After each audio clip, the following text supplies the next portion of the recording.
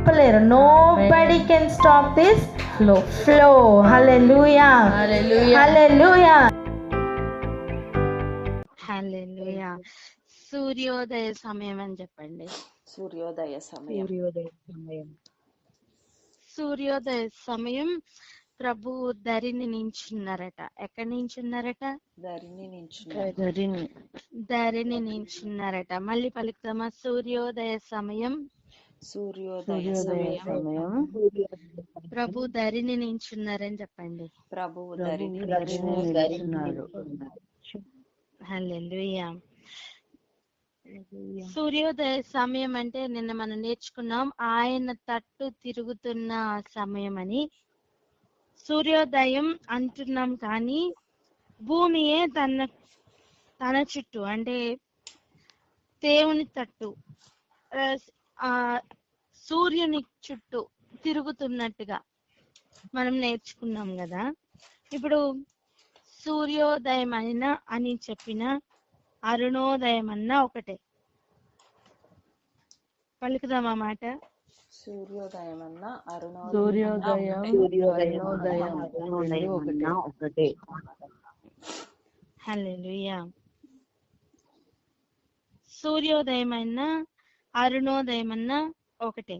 రెండు చదువుకుందాం. 110 కీర్తన 3వ వచనం. 110 కీర్తన 3వ వచనము. యుద్ధ సన్నాహ దినమునందు నీ ప్రజలు ఇష్టపూర్వకముగా వచ్చెదరు. నీ యవనస్తులలో శ్రేష్ఠులు పరిశుద్ధాలంకృతులై మంచు వలె అరుణోదయ గర్భములో నుండి నీ యొద్దకు వచ్చెదరు. హల్లెలూయా, హల్లెలూయా. సూర్యోదయ సమయమున ఆయన ధరిని నించున్నారు అని చెప్పుతున్న ఆ మాటలు ఊరికనే కాదండి, అది కూడా ఒక ప్రవచన నెరవేర్పు. మ్యూట్ లో పెట్టుకోండి ప్లీజ్. మళ్ళీ పలికేటప్పుడు మీరు మ్యూట్ తీయండి, మళ్ళా వెంటనే మ్యూట్ లోకి వెళ్ళే ప్రయత్నం చేయండి. ఇక జాగ్రత్తగా విందాం. అవి కూడా ఒక ప్రవచన నెరవేర్పు. అరుణోదయ గర్భము నుండి వస్తున్న వారు ఇష్టపూర్వకంగా ఆయన దగ్గరికి రావాలని ఆయన ఎదురు చూస్తున్నారు. కష్టంగా కాదు, ఇష్టపూర్వకంగా. పలకండి అన్నమాట. కష్టంగా కాదు, ఇష్టపూర్వకంగా. ఇప్పుడు దాకా ఒక్కొక్క కార్యం కష్టంగా చేసామేమో, అవి ఇష్టంగా మారబోతున్నాయి. హల్లెలూయా, హల్లెలూయా. ఎంతమందికి అర్థమవుతుంది? ఎంతమందికి అర్థమవుతుంది? కష్టపడుతున్న వారు ఖచ్చితంగా అర్థం అవ్వాలి. నువ్వు ఇంతవరకు ఏవేవి కష్టంగా చేస్తున్నావో అవన్నీ ఇష్టంగా మారబోతున్నాయమ్మా. ఆమేన్, హల్లెలూయా. నేను చెయ్యలేకపోతున్నాను, ఇక్కడ కష్టపడుతున్నాను, ఇది అవసరమా, ఇది ఇలాగే చెయ్యాలా, ఇంకొక ఆప్షన్ లేదా, ఇంకేమీ లేదా? అయ్యా హలో, ఇష్టంగా ప్రభు కొరకు నించోబోతున్నావు. ఎందుకంటే అక్కడ యుద్ధం ఉంది. నిన్ను పిలిచిన వాడు సైనికుడిగా పిలిచారు. యుద్ధ సన్నాహ దినమున నీ ప్రజలు ఇష్టపూర్వకంగా వస్తారు. ఆమేన్. నీ యవనస్తులు పరిశుద్ధ అలంకరణ ధరించుకుంటారని లేదండి, నీ యవనస్తులలో శ్రేష్ఠులు ఉన్నారు. అంటే యవనస్తుల్లో కూడా ఇంకొక తెగవారు ఉన్నారు. A1 క్వాలిటీ అన్నమాట. హల్లెలూయా, హల్లెలూయా. యవనస్తులు కాదండి, యవనస్తులలో శ్రేష్ఠులు. చాలా స్పెషల్ ఫిల్టరేషన్. పలకండి అన్నమాట. చాలా స్పెషల్ ఫిల్టరేషన్. ఆమేన్, ఆమేన్, ఆమేన్. యవనస్తులలో కూడా శ్రేష్ఠులు పరిశుద్ధ అలంకరణ ధరిస్తారట. మీరు గమనించండి, ఏ ఏజ్ గ్రూప్ లో వాళ్ళని తీసుకున్నా యవ్వనస్తులు తయారవుతే అది వేరే రేంజ్ లో ఉంటుంది. ముసలి వాళ్ళు తయారైతే ఎలా ఉంటుందండి? చిన్నపిల్లలు తయారైతే ఎలా ఉంటుందండి? చిన్నపిల్లలు తయారైతే ఇంకా వయసు రాలేదనిపిస్తుంది. ముసలి వాళ్ళు తయారైతే ఈ వయసులో వీళ్ళకి అవసరమా అనిపిస్తుంది. కానీ యవ్వన బిడ్డలు తయారైతే మాత్రం సాధారణ అలంకరణ గురించి పలుకుతున్నా. యవ్వనస్తులు తయారైతే మాత్రం చూడముచ్చటగా ఉంటుంది అంటారు కదండి, కదా కాదా? అవును. అవును. ఆ, అవును. అదే అదే ఇక వాళ్ళు పరిశుద్ధ అలంకరణ అయితే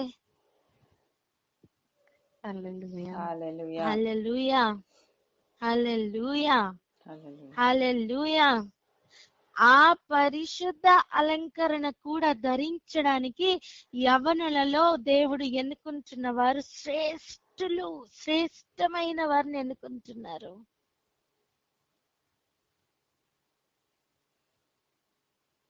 ఇక వారట ఈ అరుణోదయ గర్భము నుండి ఆయన యొద్దకు ఎలా వస్తారట? మంచు వలె వస్తారట. మంచు భూమిలో నుంచి వస్తుందా, పై నుంచి వస్తుందా? పైన నుంచి వస్తుంది. హల్లెలూయా. భూమిలో మంచు భూమిలో నుంచి వస్తుందా? భూమిలో నుంచి కాదక్క, వచ్చేది ఆవిరి. భూమిలో నుంచి వచ్చేది ఆవిరి. భూమిలో నుంచి ఆవిరిని దేవుడు లేపి తోటను తడిపిన అనుభవం ఒకసారి ఉండింది. వర్షం పడలేనప్పుడు దేవుడు తోటలో లేదా ఆ భూమిలో నుండి ఆవిరిని బయటికి తీసుకుని వచ్చి భూమిని తడుపుతూ ఉన్న అనుభవం ఉండింది. కానీ మంచు అనేది, ఆకాశపు మంచు అనేది దేవుడు ఇస్తున్న బ్లెస్సింగ్స్ లో ఒక బ్లెస్సింగ్. హల్లెలూయా. పలకండి అన్నమాట, ఆకాశపు మంచు ఆయన ఇస్తున్న ఆశీర్వాదంలో ఒక భాగం అని. దేవుడిస్తున్న ఆకాశపు మంచు ఆయన ఆశీర్వాదము. ఇస్తున్న ఆశీర్వాదములో ఒక భాగం. హల్లెలూయా. హల్లెలూయా. ఇప్పుడు చూడండి, ఈ యవనస్తులలో శ్రేష్ఠులు అనిపించుకుంటున్న వారు పరిశుద్ధ అలంకరణ ధరించిన వారై ఆయన యొద్దకు ఇష్టపూర్వకంగా అరుణోదయ గర్భంలో నుండి వస్తారట. అంటే వాళ్ళ ఎన్నిక పరలోకంలో జరిగిందని అర్థం. వాళ్ళ యొక్క ఎన్నిక, వాళ్ళ కాలింగ్ ఇప్పుడు అప్పుడు కాదండి. వాళ్ళ కాలింగ్ ఈ జగత్తు ఉత్పత్తికి ముందే జరిగిందని అర్థం. ప్రతి ఒక్కరు దయచేసి ప్రార్థించండి యవ్వన బిడ్డల కోసం. ఆ బిడ్డలు కష్టంగా దేవుని యొద్దకు వచ్చేవారు కాదు, ఇష్టపూర్వకంగా వచ్చేవారే దేవుని యొద్దకు రావాలని ప్రార్థన చేయండి. ఎందుకంటే యుద్ధ సన్నాహ దినమున వారు వస్తారు. హల్లెలూయా, హల్లెలూయా. హల్లెలూయా. యుద్ధ సన్నాహ దినమున నీ ప్రజలు వచ్చెదరు అని పలుకుతున్న ఆ ప్రజలలో శ్రేష్టముగా కనపడుతున్నారు ఒక తెగవారు ఉన్నారు. వాళ్ళు ఎవరంటే యవ్వనస్తులు. హల్లెలూయా. యవ్వనులు తప్పక తొట్టిల్లిపోతారు, అది ఇది అని చెప్పుతున్న అదే కాలంలో పరిశుద్ధ అలంకృతులై ఇదిగో ఒక తెగవారు లేస్తున్నారు. వారు అరుణోదయ గర్భంలో నుండి వస్తారు. వారి కొరకు ప్రభు అరుణోదయం ధరిని నిలబడ్డారు.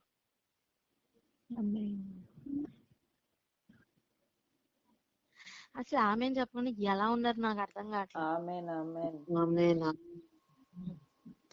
ఎవరికి ఎక్సైట్మెంట్ లేదో వాళ్ళు చూడలేరండి, అంతే.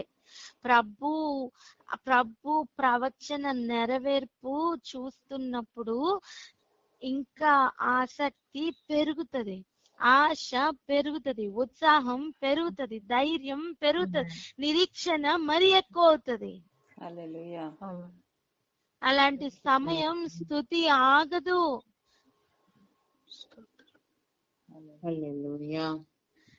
ఆ అరుణోదయ గర్భంలో నుండి బయటికి వస్తారు అని సూచిస్తున్న సమయం. ఆయన నించున్న ఏరియా దరిని నించున్నారు. ఎక్కడి నించున్నారండి? దరిని నించున్నారు.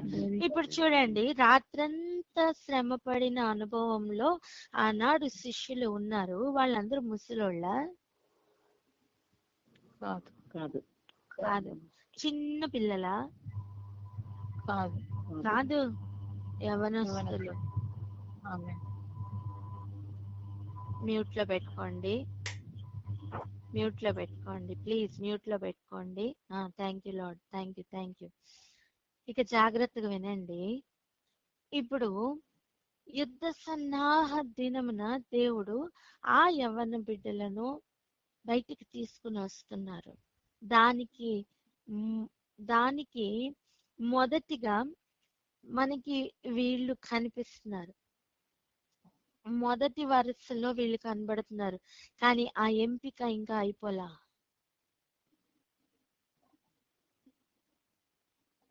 అది యుద్ధ సన్నాహ దినం వరకు, యుద్ధపు దినం వరకు కొనసాగుతుంది. ఆమేన్. ఆమేన్, ఆమేన్, ఆమేన్. సైనికులకి యుద్ధం ఉంది అని తర్ఫీదు ఇస్తారా, లేకపోతే వారు తర్ఫీదు ఇస్తూనే ఉంటారు, యుద్ధం వచ్చినా వాళ్ళు ఎదుర్కొంటారా? ఇస్తూనే ఉంటారు, యుద్ధం వచ్చినప్పుడు ఆ. ఎదుర్కొంటారు. ఆమేన్. ఎలాంటి యుద్ధం వచ్చినా ఎదుర్కొంటారు. ఎలాంటి న్యాచురల్ కెలామిటీస్ వచ్చినా వారు ప్రజల కొరకు నిలబడతారు. ఆల్మోస్ట్ దేశమును కాపాడుతూ, కాపలా కాస్తూ, దేశం కొరకే వాళ్ళ జీవితం అన్నట్టుగా నిలబడతారు. ఈ రోజు ఒక సైనికుడిగా నువ్వు క్రీస్తు కొరకు నువ్వు పిలువబడ్డావు అంటేనే ఒక సైనికుడిగా పిలువబడ్డావు. క్రీస్తు కొరకు ఏర్పాటు చేయబడ్డావు, ఆయన నామం పెట్టబడిందంటేనే ఆయన కొరకు ఆయన నామం మనకి పెట్టబడిందంటేనే స్పెషల్ కాలింగ్, ఇంకేది లేదండి. వాళ్ళు ప్రతి ఒక్కరు సైనికులే. ఎందుకంటే యుద్ధము యెహోవాది అన్నప్పుడు యెహోవా పిల్లలు ఏమవుతారు? సైనికులు అవుతారు. హల్లెలూయా, హల్లెలూయా, హల్లెలూయా. ప్రభు అలా ఒక్కొక్కరిని తయారు చేస్తున్నారు. అయితే అక్కడ ఉన్న ఆ ఆ సిద్ధపాటు ఎటువంటిది? పేతుర్ని కలిసిన ఫస్ట్ డేనే ప్రభు ఆయన కాలింగ్ ఏంటో చెప్పేశారు. ఏంటండి పేతురు మీద ఉన్న కాలింగ్ ఏంటి? మనుషులను పట్టు జాలరి. చెప్పండి, మనుషులను పట్టు ఏంటి జాలరి. కాలింగ్ ఏంటి? మనుషులను మనుషులను పట్టు జాలరి. ఇక బాధ్యత అప్పచెప్పడానికి ముందు ప్రభు అరుణోదయ సమయం ధరిని నిలబడ్డారు. సూర్యోదయ సమయం ధరిని ప్రభు నిలబడ్డారు బాధ్యతలు అప్పగించడానికి. అండ్ చెప్పన, బాధ్యతలు అప్పగించడానికి ముందు ప్రభు ఒక కార్యం కూడా చేస్తున్నారు. ఆ కార్యం ఏంటో చూద్దాం రండి.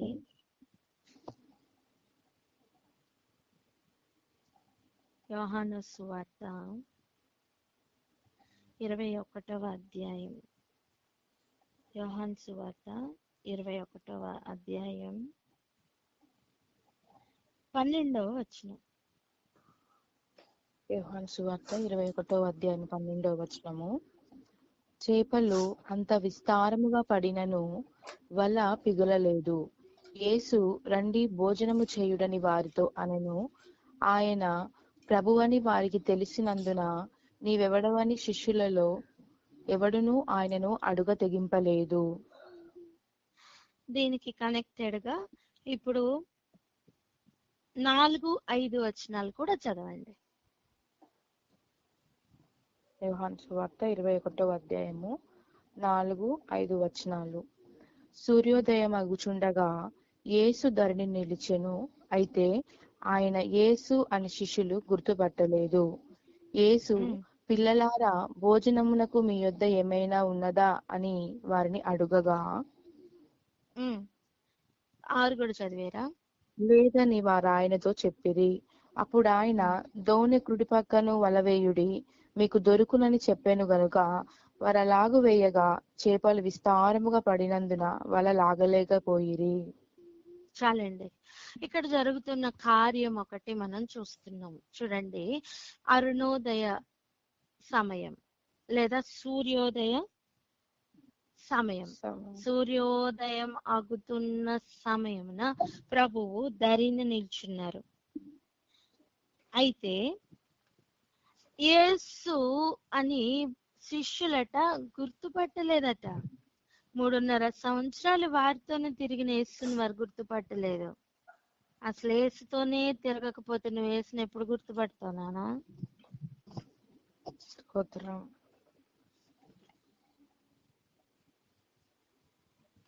అర్థమవుతుందా అండి?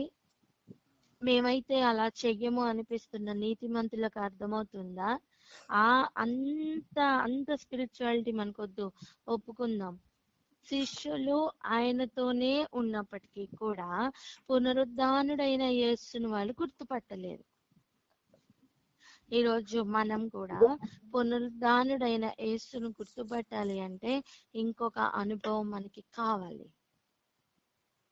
వారు ఎప్పుడు గుర్తుపడుతున్నారో గమనించారా? వారు యేసు అని ఎప్పుడు గుర్తుపట్టారంట? 12వ వచనంలో ఆయన ప్రభువరి అని వారికి తెలిసినందున యేసు రండి భోజనం చేయండి అని చెబుతున్నారు. అంతకంటే ముందు కుడి పక్కన వెయ్యండి, అక్కడ చేపలు పడతాయని ప్రభు చెప్పినప్పుడు వాళ్ళకి గ్రహింపులోనికి వచ్చింది.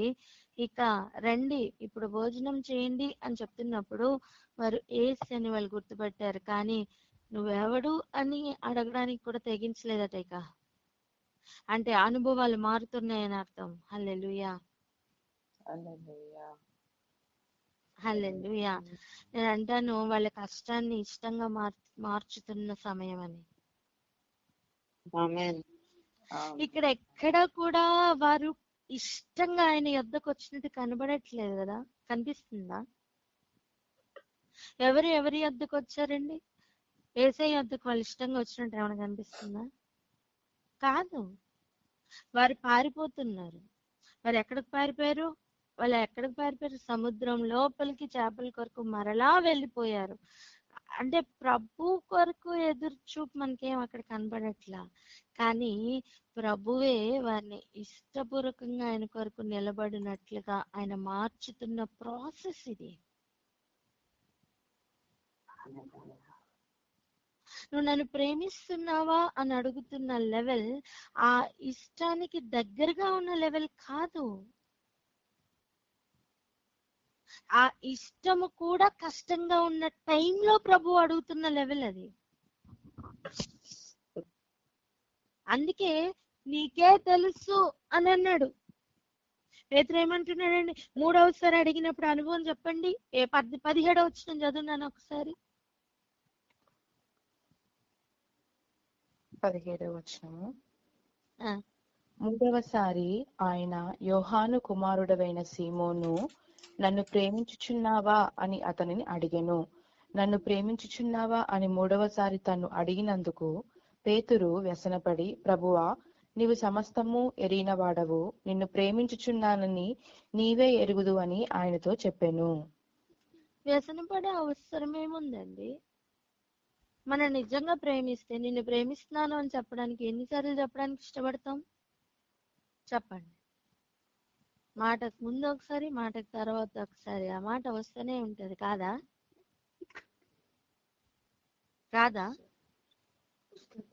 కానీ నువ్వు నన్ను ప్రేమిస్తున్నావా అని అడుగుతున్న సమయం ఎంత కష్టంగా లేకపోయింది అంటే వ్యసన పడే అవసరం వచ్చింది.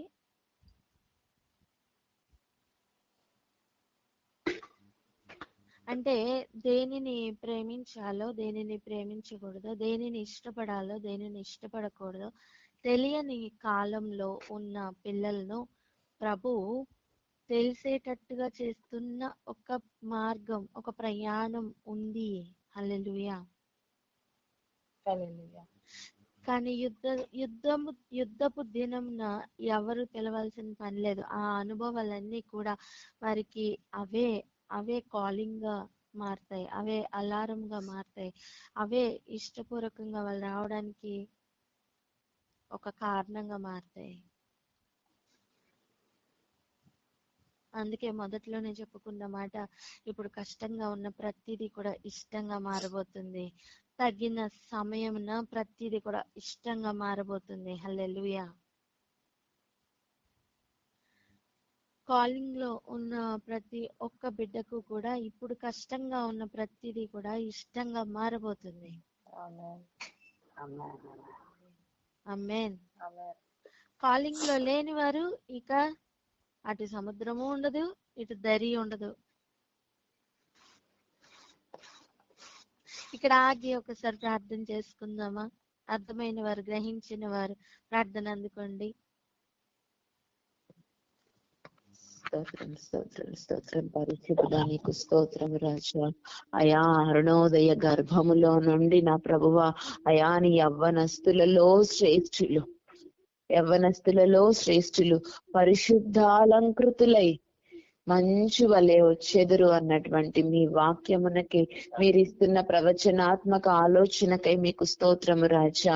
అవును తండ్రి, ఇప్పుడు నా ప్రభువ ఒక్కసారి ఆ పిలుపులో ఉన్నవారు, జగత్తు పునాది వేయబడక మునుపు ఆ పిలుపులో ఉన్నవారు రాజా ఇష్టముతో వచ్చెదరని, యుద్ధ సన్నాహ దినమునకి వారిని ఎవ్వరు పిలువనక్కర్లేదు. వారి జీవితంలో మీరు ఎలా చేస్తున్న ఆ కొన్ని అనుభవములు నా తండ్రి, ఆ సముద్రపు అనుభవములు, దరి అనుభవములు వారిని ఇష్టముగా తీసుకొని వస్తాయని మీరు మాట్లాడుతున్నారు రాజా. మీకు స్తోత్రము తండ్రి. అవును ప్రభువ, అయా యుద్ధ సన్నాహ దినము కొరకు మీరు నియమించి సిద్ధపరిచి పంపినటువంటి వారు ప్రభువ, ఎట్టి పరిస్థితుల్లోనూ ఆ దినమునకు రాజా మీరు సిద్ధపరుస్తారని, తీసుకొని వస్తారని మీరు ఇస్తున్న వాగ్దానమునకే నీకు స్తోత్రము రాజా. అయా మా యవనస్తులందరినీ మీ చేతులకు అప్పగిస్తున్నాము. అవును ప్రభువా, లోకంలో తొట్టిల్లిపోతున్న ప్రతిసారి సమర్థించుకుంటూ యవనస్తులు తప్పక తొట్టిల్లుదురు అని చెబుతున్నటువంటి లెవెల్ కాదు, కానీ ఆ యవ్వనస్తులలో నా తండ్రి ఆ శ్రేష్ఠులు ఎవరైతే ఉన్నారో నా ప్రభువ, వారు ఖచ్చితంగా యుద్ధ సన్నాహ దినమున ఇష్టపూర్వకముగా వచ్చెదురు అని మీరిస్తున్న వాక్కును బట్టి మేము విశ్వసించి ప్రార్థిస్తున్నాము, ప్రకటిస్తున్నాము రాజా. మీకు స్తోత్రము తండ్రి. అయా వారు వస్తున్నటువంటి ఆ దినము రాజా, ఇదిగో నా తండ్రి ఆ యుద్ధమును విజయోత్సవముతో మీరు జరిగిస్తున్నందుకు మీకు స్తోత్రము తండ్రి. అయా ఎన్నో కష్టాలు ఉన్నను నా తండ్రి, అయా ఇష్టముగా మారుస్తున్న అనుభవములు ప్రతి ఒక్కరి జీవితంలో ఎలా చేస్తున్నందుకు మీకు స్తోత్రము రాజా. అయా కష్టమైనను తండ్రి నా ప్రభువా, అయా ప్రేమించుట పక్కన పెట్టి ఇష్టపడుటయే భారముగా ఉన్న స్థితి అయినను నా తండ్రి, అయా దానిని మీరు షిఫ్ట్ చేస్తున్నందుకు, ట్రాన్స్ఫార్మ్ చేస్తున్నందుకు మీకు స్తోత్రము తండ్రి. అట్టి ప్రతి అనుభవమునకై మీకు స్తోత్రము రాజా. అయా అట్టి ప్రతి ఫెయిల్యూర్ కై మీకు స్తోత్రము రాజా. నైనా అట్టి ప్రతి దూరమైన స్థితికై మీకు స్తోత్రము తండ్రి. ప్రతి బొంకిన స్థితికై స్తోత్రము రాజా. పారిపోయిన స్థితికై స్తోత్రము ప్రభువ. అయినను ప్రభువ, ఒక్కసారి మీరు దర్శించి ఆ కష్టమును ఇష్టముగా మార్చు ఆ దినము ఉన్నది అని విశ్వసిస్తూ, నిరీక్షిస్తూ, ప్రతి యవన బిడ్డను యేసు రక్తంలో ముద్ర వేస్తూ, యేసు పరిశుద్ధ నామములో ప్రార్థించి పొందుకొని ఉన్నాము తండ్రి. ఆమేన్. ఆమేన్. ఆమేన్. హల్లెలూయా. హల్లెలూయా. ఇప్పుడు చూడండి, ప్రభు ఆ సమయమున అలా అక్కడ నిల్చున్నట్టు కనిపిస్తుంది కదా. మొట్టమొదటిగా ఆయన అడుగుతున్న ప్రశ్న, భోజనం నాకు ఏమైనా ఉందా? అండ్ పిలుస్తున్న పిలుపు, పిల్లలారా, పిల్లలారా, యవనులారా అని పిలవలా, పెద్దలారా అని పిలవలా.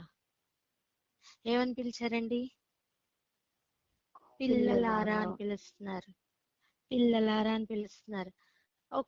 ఒక విషయం ఇదే ఏరియాలో చెప్పుకోవాలి. అదేంటంటే, వాక్యములో ఉన్న ఏజ్, వాక్యం ప్రకారం ఉన్న ఏజ్. ఇప్పుడు చూడండి, కొరింథీయులతో ఒక మాట అంటారు, ఏమనంటే, మీలో అసూయలు కలహములు ఉన్నప్పుడు మీరు ఇంకా ఎవరు? పసిబిడ్డలే అనియు, పాలు తాగువారే అని పలుకుతున్నారు. అంటే వాక్యములో ఏజ్ ఏంటి? పసిబిడ్డల ఏజ్. అండ్ ప్రభు దయాళుడు అని రుచి చూస్తున్న మొదటి దినమే వారు పుట్టిన దాంతో సమానం. వాళ్ళు సకల దుష్టత్వం అన్ని విడిచిపెడుతున్న ఆ ఫస్ట్ దినం వాళ్ళు పుడుతున్న దాంతో సమానం. పాలు తాగుతున్న వారు ఇంకా కలహాలు, అసూయలు ఉన్నాయి అని అర్థం. వాళ్ళు ఇంకా పాలు తాగుతున్న అనుభవంలోనే ఉన్న ఏజ్. అంటే ఇప్పుడు పిల్లలు అని పిలుస్తున్న ఆ ఏజ్ దాన్ని కొంచెం దాటిన ఏజ్. నేను అంటాను, యవ్వనులుగా మారడానికి ఇంకా పిల్లల స్థాయి దాటడానికి ఉన్న ఏజ్ అంటాను. ఎంతమందికి అర్థమవుతుంది? ఆమేన్. ఇక్కడ పిల్లలారా అని పిలుస్తున్న ఆ పిలుపు, అవును శారీరకంగా కాదు, అది ఆత్మానుసారంగా ఇంకా పిల్లల స్టేజ్ లోనే ఉన్నారు. కానీ సడన్ షిఫ్ట్ జరగబోతున్నది అని ప్రభుకి తెలుసు, వాళ్ళకి ఇంకా తెలియదు.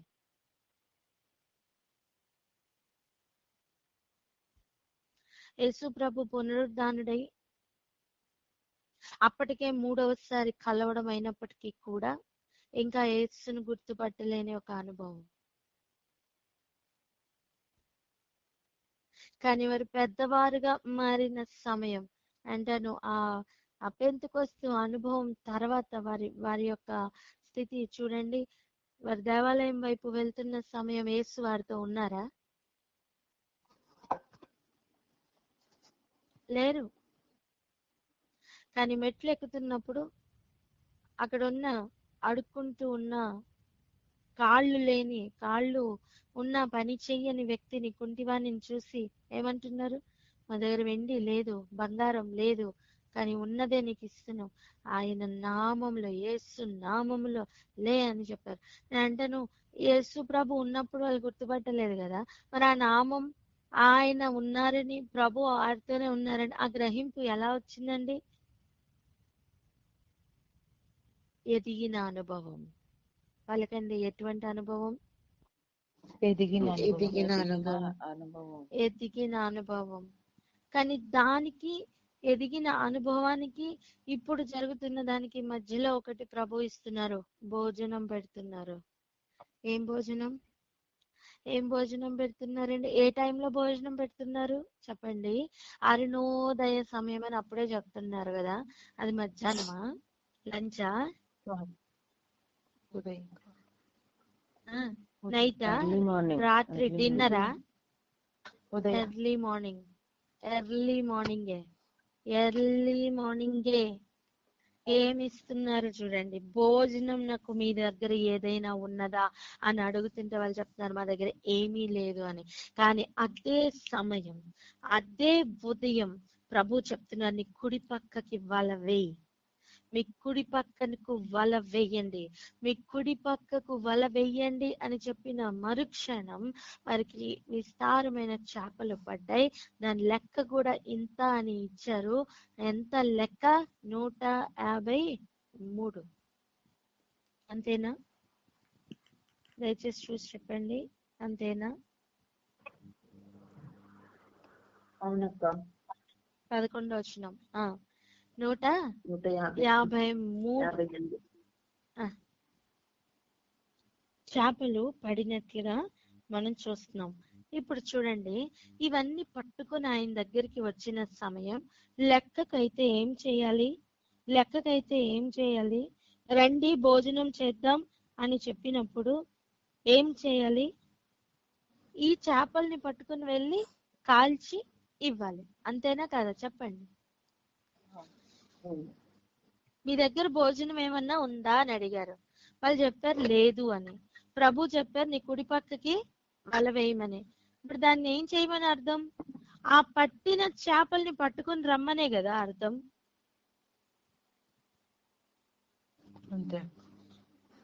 అంతే కదా?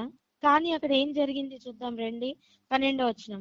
చేపలు అంత విస్తారంగా పడినను వల పిగలలేదు. యేసు రండి భోజనం చేయుడని వారితో అనెను. ఆయన ప్రభువని వారికి తెలిసినందున నీవెవడువని శిష్యుల్లో ఎవడినో ఆయన్ను అడుగ తెగింపలేదు. అంటే ఇక్కడ గ్రహింపుకు మాత్రమే ఇవన్నీ వాడబడ్డాయి. కమాన్, అర్థమవుతుందా? నీకు ఇచ్చిన పనిలో, నువ్వు చేస్తున్న పనిలో నీకు వస్తున్నది ఫుడ్ కాదు, నీకు వస్తున్నది గ్రహింపు మాత్రమే. ఆటోమేటిక్ గా వస్తున్నది ఆ గ్రహింపుతో కూడిన బలం. ఆత్మ వర్ధిల్లుట అనేది జరుగుతూ ఉంది. నువ్వు చేపలు పడుతున్న సమయం యేసును నువ్వు గుర్తుపడుతున్నావు. ఆయన ఎవరో, ఆయన ఎట్టివారో అనుభవపూర్వకంగా నీకు అర్థమవుతుంది.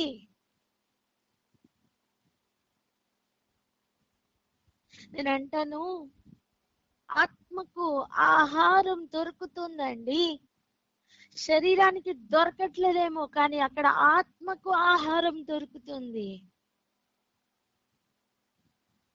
నువ్వు రాత్రంతా శ్రమపడి ఏమీ దొరకని అనుభవంలో కూడా ఒక అనుభవం దొరుకుతుంది, ఒక ఆహారం దొరుకుతుంది.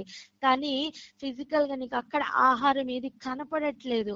నిజానికి కుడి పక్కన వల వేయమని చెప్పిన సమయం, కుడి పక్కన వల వేసిన సమయం 153 చేపలు పడినా సరే వాటిని ప్రభు వారికి పంచి పెట్టట్లేదు, ఆహారంగా పెట్టట్లేదు.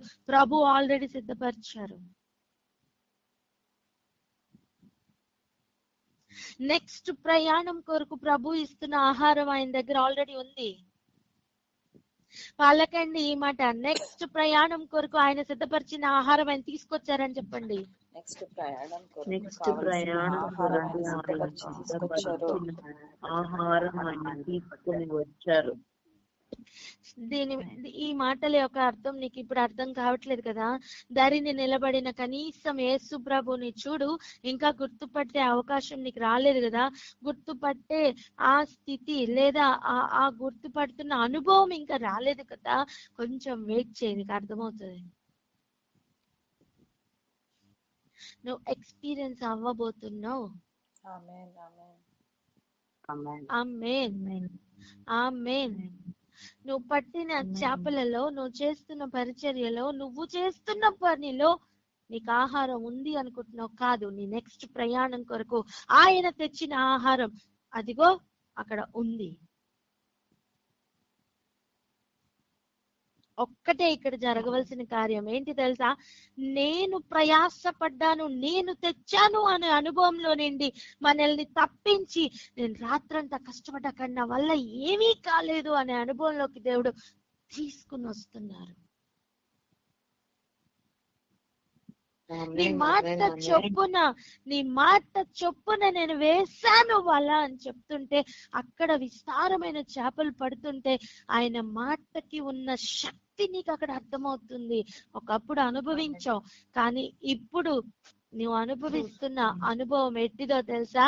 ఇక ముందుకు అది ఒక నీ ప్రయాణం కొరకు ఒక డ్రైవింగ్ ఫోర్స్ గా ఉండబోతుంది. ఆమేన్.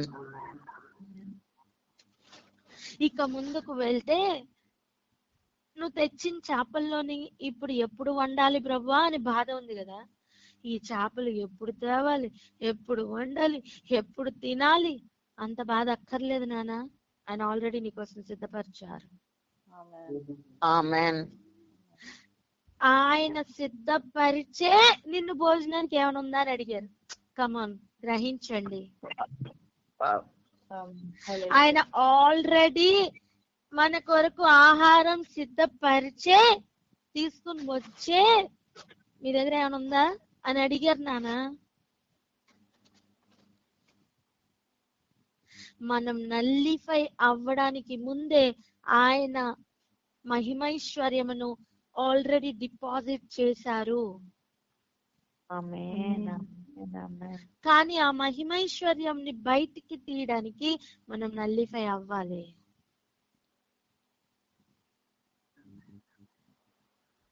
ఇప్పుడు చేస్తున్న కార్యం నువ్వెవడని అడగడానికి ఎవరు తెగించలా. అంటే శిష్యులలో ఒక శ్రేష్టమైన గ్రహింపు వచ్చింది. ఒకప్పుడు సముద్రం మీద నడుచుకొని వస్తుంటే ఆయన భూతం అని చెప్పుకొని భయపడి కేకలు వేశారట.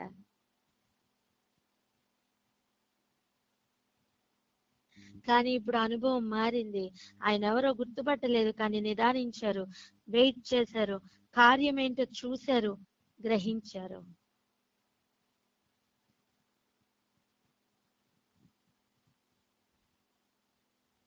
ఒక మాట చెప్పనా, కన్నులతో చూసి గుర్తుపట్టలేని వారు దరిని నిలబడి ఉన్న యేసయ్య స్వరం ఎలా విన్నారండి? ఎన్ని అడుగుల దూరంలో ఉన్నారట?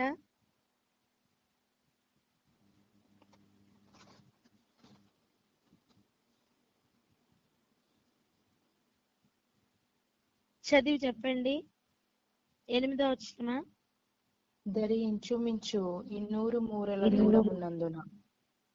200 అంటే 200 200 మూరల దూరం.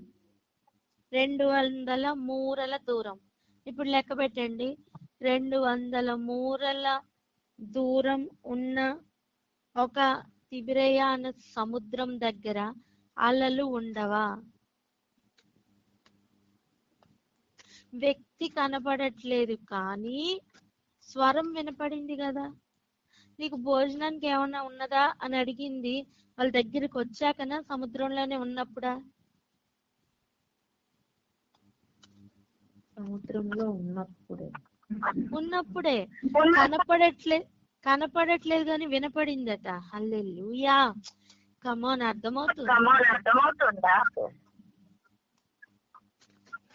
వారికి గుర్తుపట్టలేకపోతున్నారు, ఆయన ఎవరో తెలియట్లా, కానీ వినపడుతుందట. 200 మూరల దూరం ఉన్న ఒక వ్యక్తి నార్మల్ గా భూమి మీద మాట్లాడితేనే వినపడదు. నేను అంటాను, సముద్రంలో ఎలా వినపడింది?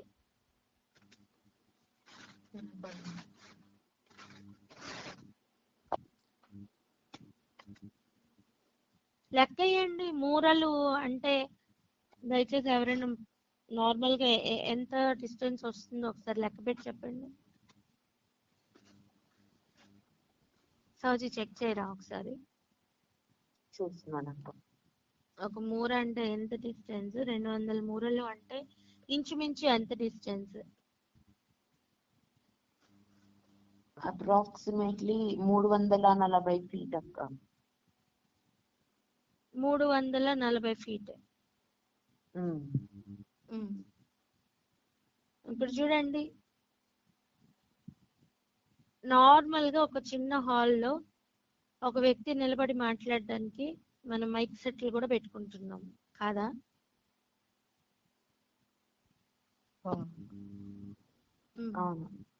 ఇక సముద్ర తీరము అంటే ఖచ్చితంగా అక్కడ అలలు ఉండే ఉంటాయి.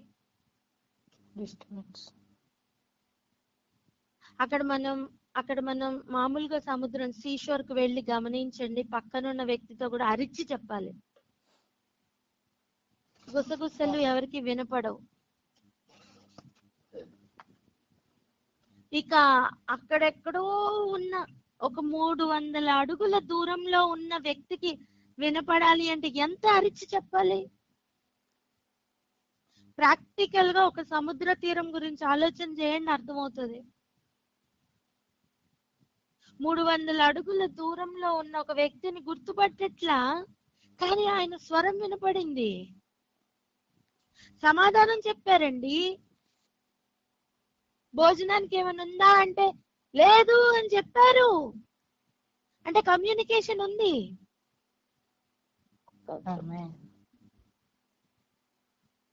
దగ్గరకు వచ్చిన తర్వాత ఇప్పుడు వాళ్ళ బాధ ఎలా ఉంటది? అబ్బా ఇది ఇంకా వండాలి, తినాలి అని కదా. కానీ ప్రభు ఆల్రెడీ అక్కడ సిద్ధపరిచారు. అక్కడ ఏమేం పెట్టారంట చూడండి. యేసు రండి భోజనం చేయడని వారితో అనెను. ఇక చూడండి 13వ వచనం, యేసు వచ్చి ఆ రొట్టెను తీసుకొని వారికి పంచిపెట్టాను. రొట్టె ఎక్కడి నుంచి వచ్చింది?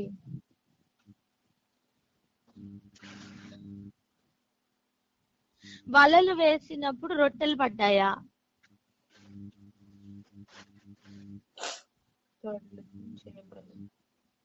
వలలు వేసినప్పుడు పట్టింది ఏంటి? చేపల్ని. మరి రొట్టె ఎక్కడి నుంచి వచ్చిందండి? ప్రభు తీసుకొచ్చారు.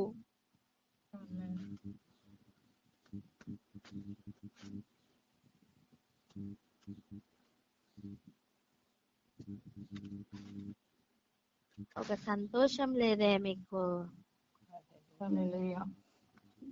నెక్స్ట్ ప్రయాణం కొరకు కావలసిన ఆహారం సిద్ధపరిచిన దేవుడు. Hallelujah. Thank you, Jesus. నేను అంటాను ఒక్కసారి ఈ ఆహారం తిని చూడు, ఇక ఇంతవరకు నీకున్న సనుగుళ్ళు తొలగిపోతాయి, గొనుగుళ్ళు పోతాయి, సందేహాలు వెళ్ళిపోతాయి, అపవాది తంత్రములను అన్ని తొలగిపోతాయి. నాన్న, ప్రభు రియల్ కాలింగ్ లో నువ్వు రియల్ గా నిలబడటం సాధ్యం అవుతుంది. కంపారిజన్ స్పిరిట్ దగ్గరకు కూడా రాదు. ఆమేన్.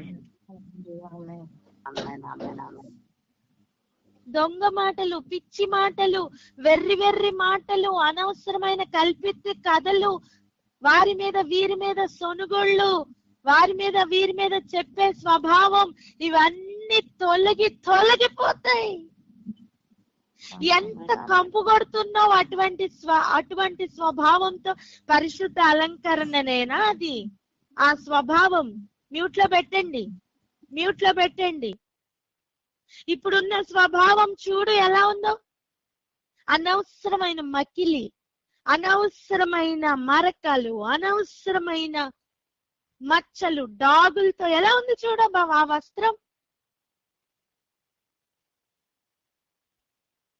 అంతకంటే ప్రభు సుమా అని చెప్పగానే పై వస్త్రం వేసుకొని, అంతవరకు పై వస్త్రం తీసేసిన పేతురు కూడా పై వస్త్రం వేసుకుని సముద్రంలో దూకేశాడంట. మరి ఒకప్పుడు అదే సముద్రంలో మునిగిపోతుండే కాపాడు ప్రభు అని అడగలేదా? అడిగారు. ఇప్పుడు దూకేయడం ఏంటి మరి? అర్థం చేసుకుందాం, స్వభావంలో మారాలి. నెక్స్ట్ ప్రయాణం శ్రేష్టమైన ప్రయాణం. పరిశుద్ధ అలంకరణ కొరకు ప్రభు వెయిట్ చేస్తున్నారు. నాన్న, నీ వయసు 50 అయితే ఏంటి, నీ వయసు 60 అయితే ఏంటి, నీ వయసు 20 అయితే ఏంటి, 10 అయితే ఏంటి, నువ్వు ప్రభువుని నమ్ముకున్న మొదటి దినమే పుట్టావు. వాక్యం అనే పాలను తాగుతున్నప్పుడే ఎదుగుతున్నావు. ఆ పాలు విడిచే సమయం వచ్చిందా లేదా? నీలో కలహాలు, అసూయలు పోయాయా? నువ్వు పాలు విడిచావని అర్థం. అబ్రహామట పాలు విడిచిన బిడ్డను బట్టి విందు చేశాడంట.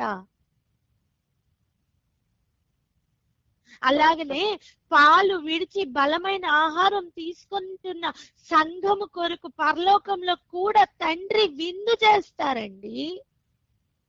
ఆమేన్. ఆ అనుభవం తర్వాత యవ్వనుల అనుభవం, ఇదిగో పిల్లలారా అని పిలుస్తున్న ఆ అనుభవం నుండి యవ్వనులారా అని పిలిచే ఆ అనుభవం మధ్యలో ఉన్న ఈ ఫుడ్ ప్రభు సిద్ధపరుస్తున్న ఫుడ్, అది అరుణోదయ సమయమునే పెట్టబడుతుంది. బ్రేక్ఫాస్ట్ టైం అది. రాత్రంతా శ్రమ పడిన అనుభవం ఉంటది, ఏమీ దొరకని అనుభవం ఉంటది. నువ్వు కష్టపడి పట్టేసాను చేపలు, అందులో ఏదో తినేస్తాను అనుకోకు. ఆయన సిద్ధపరిచిన రొట్టె నీకోసం బలమైన ఆహారం. అది పాలు తాగు వారికి కాదు నానా.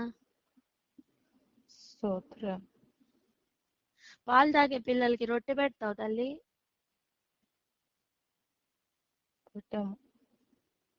ప్రభు కూడా పెట్టలేకపోతున్నారు.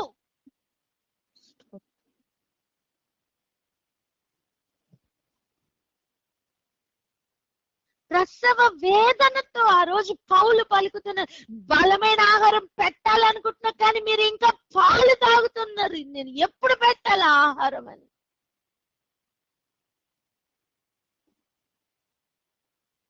కానీ ఏమి అపనమ్మకం లేదు.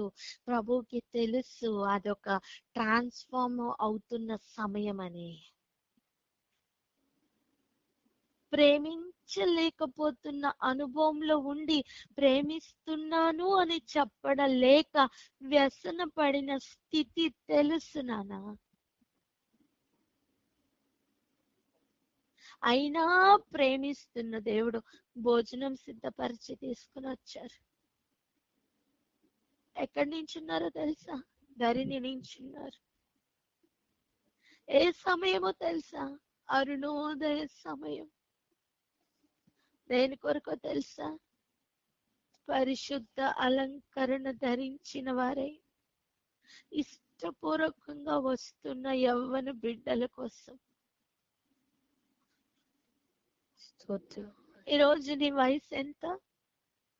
30, 40, 50, 60, 70, 20, 10, 1? ఎప్పుడు ఎదుగుతున్నానా? ఎప్పుడు పరిశుద్ధతతో అలంకరించుకుంటావు? ఎప్పుడు యుద్ధంలో పాల్గొంటావు నానా? శత్రువు చేతిలో నుంచి ఇంకో విడుదల నీకు వద్దా? శత్రువుని పాదముల కింద పెట్టే అనుభవం నీకు వద్దా?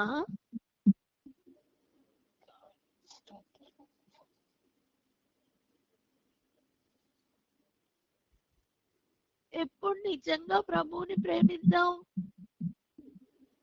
పూర్ణ ఆత్మతో, పూర్ణ బలముతో, పూర్ణ మనస్సుతో, పూర్ణ శక్తితో. ఎన్ని ఉన్నాయి? ఆయన ఆరాధించేవారు పూర్ణ బలంతోను, పూర్ణ మనసుతోను, పూర్ణ బలంతోను, పూర్ణ ఆత్మతోను ఆరాధించాలి. ఆయన్ని ప్రేమించేవారు పూర్ణ హృదయముతోను, పూర్ణ ఆత్మతోను, పూర్ణ మనస్సుతోను ప్రేమించాలి. ఈ ప్రేమ, ఈ ఆరాధన లెవెల్ ఎప్పుడు అర్థమవుతుంది నానా? నువ్వు దేన్ని ప్రేమిస్తున్నావు? నిజముగా ప్రభువుని ఎప్పుడు ప్రేమిద్దాం? ఎంత బాధ్యత ఉందో తెలుసా? నీకే తెలుసు. నన్ను ప్రేమిస్తున్నావా అంటే నీకే తెలుసు నేను ప్రేమిస్తున్నానని. ప్రభుకి తెలుసు. అందుకే రొట్టెని పట్టుకొని సిద్ధంగా ఉన్నారు. అంతేకాదు, రొట్టె మాత్రమే కాదు, ఆయన ఇంకా ఏం తెచ్చారు? అలాగే చేపల్ని కూడా పంచిపెట్టాను. ఆ 153 చేపల్లో నుంచి తీసారా?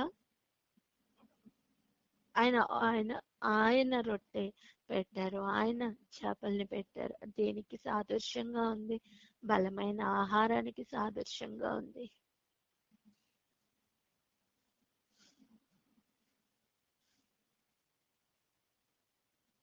నాకు తెలుసు అనే అనుభవంలో నుండి దాటి ఇష్టపూర్వకంగా ఆయన దగ్గరికి వస్తే ఎంత బాగుంటుందో.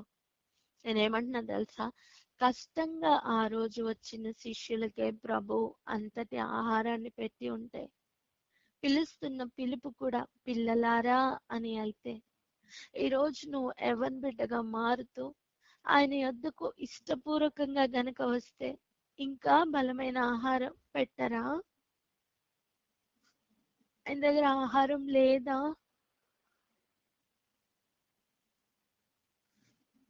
ఉంది నానా.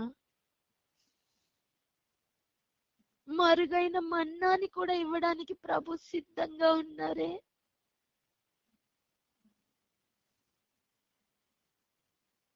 ఆ జీవవృక్షంకి వెళ్తున్న మార్గం నేనంటే నా జీవ మార్గం కూడా క్లోజ్ చేసేసినా సరే మరలా జీవ మార్గములు తెరిచి చూపిస్తున్న గొప్ప అనుభవములు కలిగిన ప్రయాణంలో తీసుకుని వెళ్ళడానికి ప్రభు ఎంత ఇష్టపడుతున్నారో తెలుసా?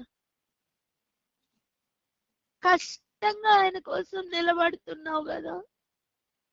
ఎంత కష్టమైపోయింది నాన్న నీకు ప్రభు కోసం నిలబడడం.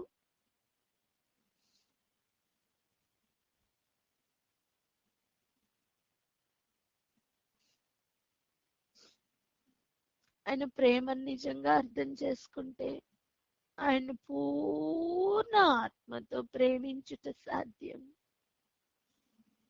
ఎవరు ఆయన్ని నిజంగా ప్రేమిస్తారో వాళ్ళకి దేవుడు అంతకంటే శ్రేష్టమైన ఆహారాన్ని పెడతారు. ఈరోజు నీ కష్టాలని నువ్వు ప్రేమిస్తున్నావు,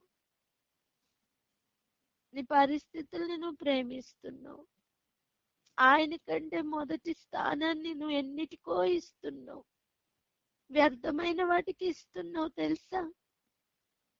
ఆయన సన్నిధిలోనే ఉన్నాను అనుకుంటూ నీ వ్యర్థమైన ఆలోచనలకి నువ్వు ప్రాధాన్యత ఇస్తున్నావు నానా.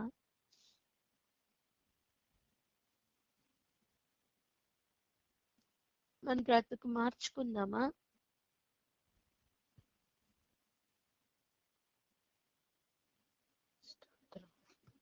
మన బ్రతుకులు మార్చుకుందామా?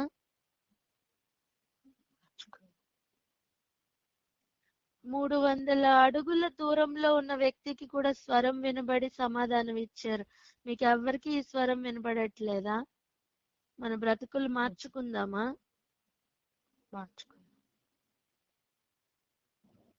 గట్టిగా అరిచి చెప్పండి, మార్చుకుందామని. మార్చుకుందాం.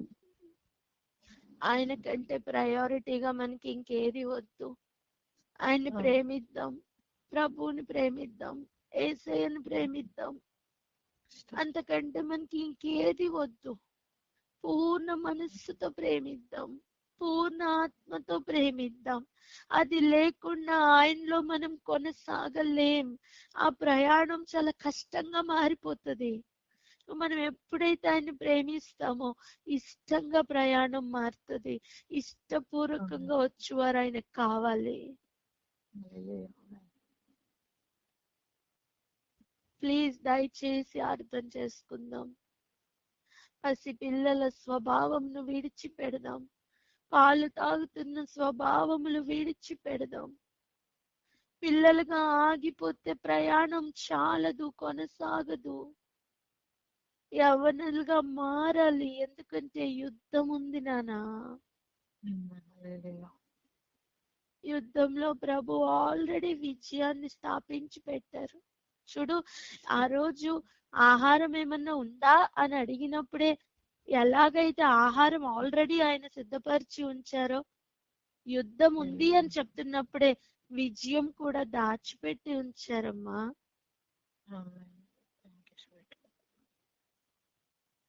ప్రయాసపడి వలలు పిగిలిపోతాయేమో అన్నట్లుగా ఉన్న చేపల్ని కష్టపడి దరికి లాగి వచ్చిన తర్వాత ఆయన సిద్ధపరిచిన ఆహారాన్ని ఎలా ఇచ్చారో, ఇదిగో నువ్వు ఇంత కష్టపడి ఇంత వీదుకొని వెళ్ళిన తర్వాత కానీ నువ్వు ఇష్టంగా కదా వస్తున్నావు, ఆయన సిద్ధపరిచిన విజయాన్ని కూడా ఇవ్వబోతున్నారు.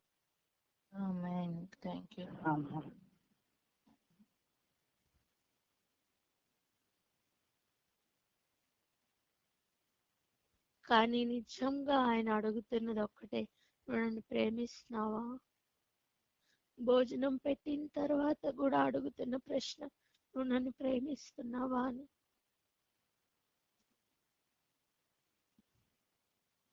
భోజనం పెట్టక ముందు అడగలేదండి, గమనిస్తున్నారు. కానీ శ్రేష్టమైన భోజనం, ఆహారం పెట్టిన తర్వాత ప్రభు అడుగుతున్న మాట, నువ్వు నన్ను ప్రేమిస్తున్నావా?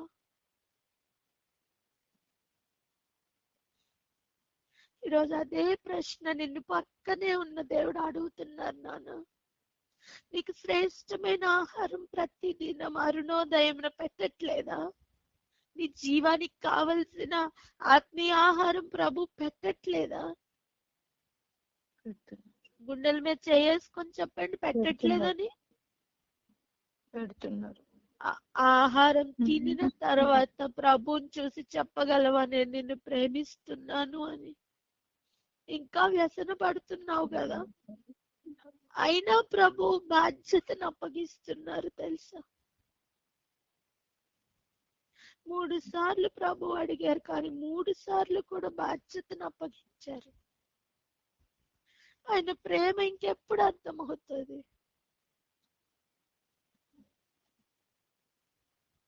ఆశ అధికం అవ్వాలి, ప్రేమ అధికం అవ్వాలి. అప్పుడు మాత్రమే ఈ కష్టమైన ప్రయాణం అనిపిస్తుంది కదా, ఇష్టంగా మారబోతుంది నాన్న.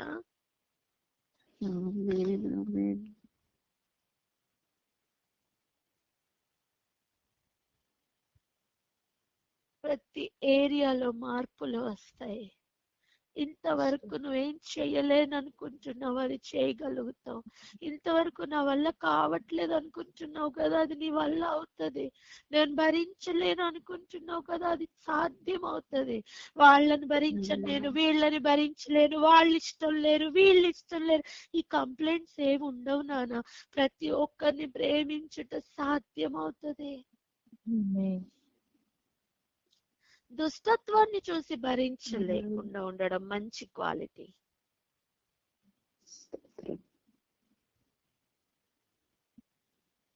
కానీ దేవుని కార్యాలని కూడా నీకు కనపడని ఆ భయంకరమైన గుడ్డితనం ఉందే, అది చాలా భయంకరం నాన్న. అది తొలగిపోవాలంటే బలమైన ఆహారం కావాలి. ప్రభు విడిచిపెట్టువారు కాదు. నిన్ను పిలుచుకున్న మొదటి దినమే విజయాన్ని కూడా పక్కన పెట్టారు. నిన్ను పిలుచుకున్న మొదటి దినమే ఆహారం ఉందా అని అడుగుతున్న సమయమే ఏది లేదో ఆల్రెడీ ఆయన దగ్గర ఉంది. లేదు అని ఒప్పుకుంటే చాలు, ఇవ్వడానికి ఆయన సిద్ధంగా ఉన్నారు.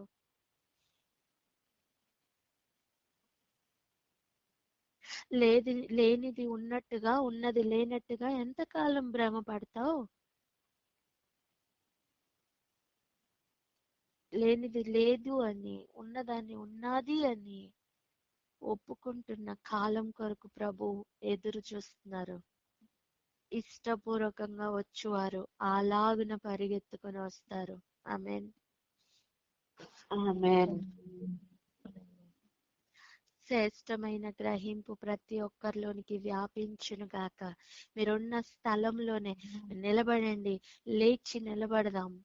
ఉన్న స్థలంలోనే లేచి నిలబడండి. ఇదిగో నేను బెడ్ మీదే ఉంటాను అనుకున్న మూర్ఖ స్వభావమును విడిచిపెడదాం.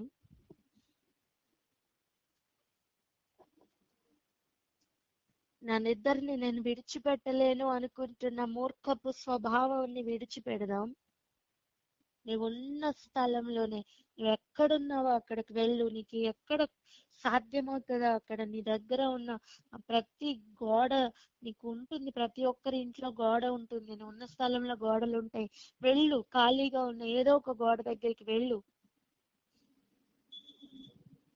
నీ చేతులు పెట్టు, కళ్ళు మూసుకో, ప్రార్థన చేద్దాం. నువ్వంటే నాకు ఇష్టంగా మారాలయ్యా. నేను నిజంగా ప్రేమించాలయ్యా. ప్రార్థనలో ఏకీభవిస్తావా? ప్రార్థన చేస్తావా అక్క? Hallelujah. Thank you, Jesus.